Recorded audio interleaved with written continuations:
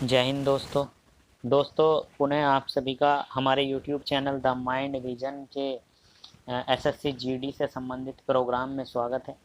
दोस्तों इस प्रोग्राम के अंतर्गत आपको जीएस सामान्य अध्ययन जो कि आपका एसएससी जीडी में 20 नंबर का 20 क्वेश्चन आएंगे 40 नंबर के, उनसे संबंधित आपको मटेरियल यहाँ डिस्कस कराया जाएगा।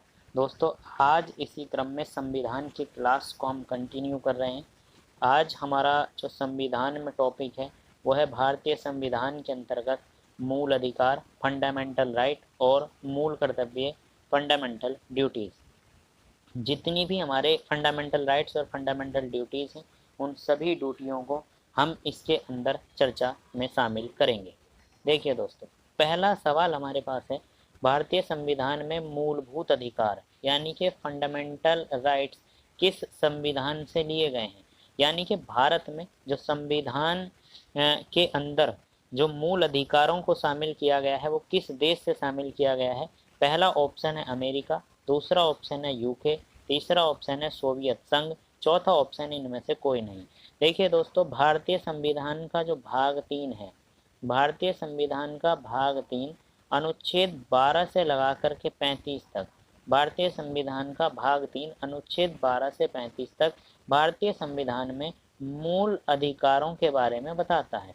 यानी कि भारतीय नागरिकों को मूल अधिकार जो दिए गए हैं वो भाग 3 के अंतर्गत अनुच्छेद 12 से 35 तक दिए गए हैं।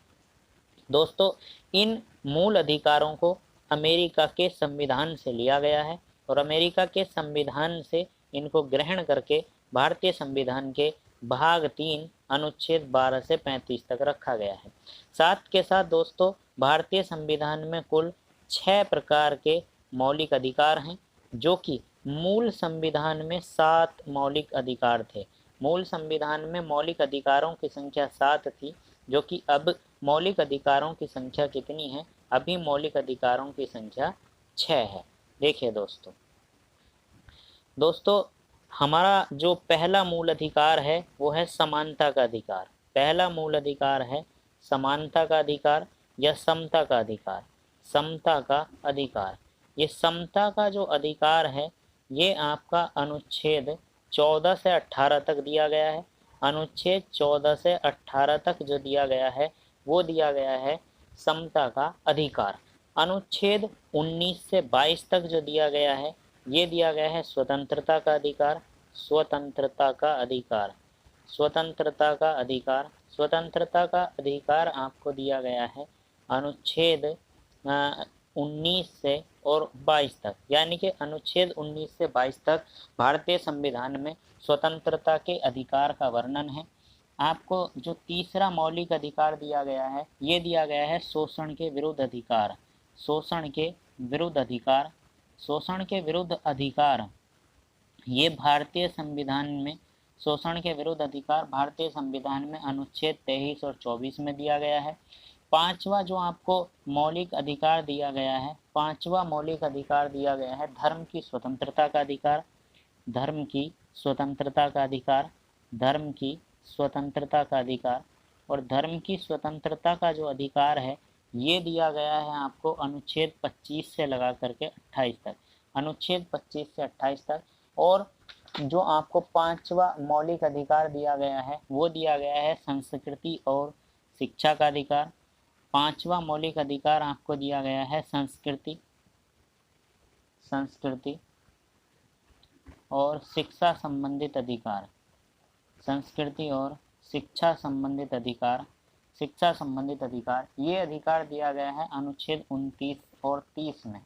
उसके अलावा संवैधानिक उपचारों का अधिकार आपको दिया गया है। संवैधानिक उपचारों का अधिकार, संवैधानिक उपचारों का अधिकार ये अनुच्छेद 32 में दिया गया है। इस संवैधानिक उपचारों के अधिकार को डॉक्टर भीमराव अंबेडकर ने, डॉक्टर भीमराव अंबेडकर ने संविधान की, डॉक्टर भीमराव अंबेडकर ने संविधान की आत्मा बताया था। यानी कि डॉक्टर भीमराव अंबेडकर जी के अनुसार संविधान की आत्मा जो है वो संवैधानिक उपचारों का अधिकार अनुच्छेद 32 है।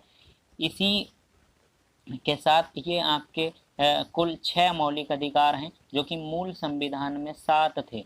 सातवां मूल अधिकार अनुच्छेद 19 और अनुच्छेद 21 से हटा करके संपत्ति के अधिकार को अब वर्तमान में विधि अधिकार बना दिया गया है। यानी कि संपत्ति का अधिकार कैसा अधिकार है? संपत्ति का अधिकार कानूनी या विधि अधिकार है। उसके साथ साथ दोस्तों देखिए, निम्न में से क्या उच्च न्यायालय और उच्चतम न्यायालय, निम्न में से क्या उच्चतम न्यायालय और उच्च न्यायालय दोनों की अधिकारिता के अधीन आता है? पहला ऑप्शन है संविधान के उल्लंघन के विरुद्ध संरक्षण, दूसरा है केंद्र और राज्यों के बीच विवाद, राज्यों के बीच परस्पर विवाद और मूल अधिकारों का संरक्षण। देखिए, भाग 3 के अंतर्गत जो आपको 6 प्रकार के मूल अधिकार दिए हैं, उन 6 प्रकार के मूल अधिकारों का संरक्षक बनाया गया है सुप्रीम कोर्ट को। सुप्रीम कोर्ट आपके भाग 3 या मूल अधिकारों का संरक्षक है। उसी के साथ साथ अनुच्छेद 32 में सुप्रीम कोर्ट को 5 प्रकार का रिट जारी करने की जो है शक्ति दी गई है मूल अधिकारों के संरक्षण के लिए, और हाई कोर्ट को यही शक्ति अनुच्छेद 226 के अनुसार दी गई है। तो आपका हाई कोर्ट और सुप्रीम कोर्ट दोनों, ये दोनों जो संस्थाएं हैं, सुप्रीम कोर्ट और हाई कोर्ट, या भारत की न्याय व्यवस्था, ये दोनों ही मूल अधिकारों के संरक्षण के लिए काम करती हैं। इसका सही उत्तर है 4। देखिए दोस्तों, प्रारंभ में कितने मौलिक अधिकार दिए गए थे? प्रारंभ में मौलिक अधिकारों की संख्या 7 थी और वर्तमान में मौलिक अधिकारों की संख्या 6 है। एक मौलिक अधिकार अनुच्छेद 19 और अनुच्छेद 31 से संपत्ति के अधिकार को कम कर दिया गया है, और अब संपत्ति का अधिकार अनुच्छेद 300 क में आपका जो है कानूनी या विधि अधिकार की श्रेणी में शामिल है। कानूनी या विधि अधिकार, तो संपत्ति का अधिकार वर्तमान में कैसा अधिकार है? कानूनी या विधि अधिकार। 44वां संविधान संशोधन 1978, 44वां संविधान संशोधन 1978 के द्वारा इस संपत्ति के अधिकार को किस तरीके का अधिकार बना दिया गया? कानूनी या विधि अधिकार।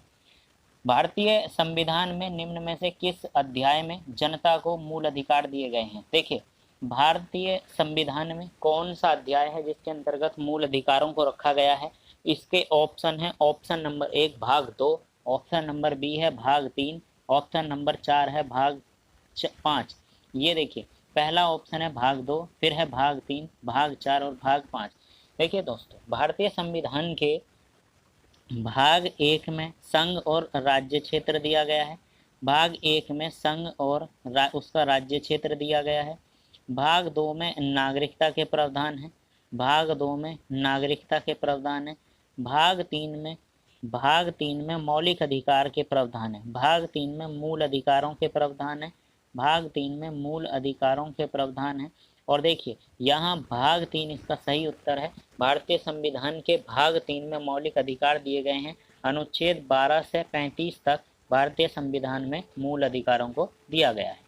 स्वतंत्रता का अधिकार भारतीय संविधान के किस अनुच्छेद में शामिल है या किस अनुच्छेद में वर्णित है? जैसा कि मैं आपको पहले बता चुका हूँ, स्वतंत्रता का जो अधिकार है वो अनुच्छेद आपका जो 19 से 22 तक दिया गया है। अनुच्छेद 12 से 18 तक आपको दिया गया है। 12 से 18 तक कोई अधिकार नहीं है। आपका 14 से और 18 तक दिया गया है समता के अधिकार।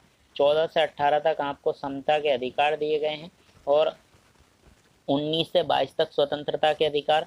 23 से लगाकर 23 और 24 में शोषण के विरुद्ध अधिकार है, और 50 तक तो अनुच्छेद जो है मूल अधिकारों के जाएंगे ही नहीं। ये ऑप्शन तो पहले से ही गलत है। उसके बाद देखिए, भारतीय संविधान की किस धारा के अंतर्गत कोई भी व्यक्ति मूल अधिकारों के हनन का मामला सीधे उच्चतम न्यायालय में उठा सकता है? देखिए, आपको मैं बता चुका हूँ अनुच्छेद 32 और अनुच्छेद 226।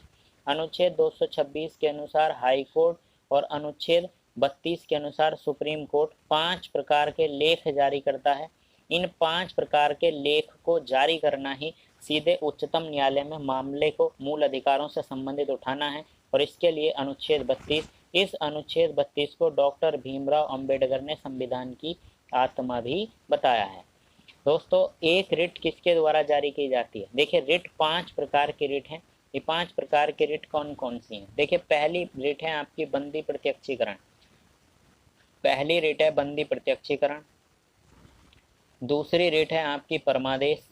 दूसरी रिट है परमादेश। तीसरी रिट है उत्प्रेषण। चौथी आपकी जो रिट है ये है आपकी परमादेश उत्प्रेषण और आपकी अधिकार एक आपकी पांचवी रिट है अधिकार परीक्षा।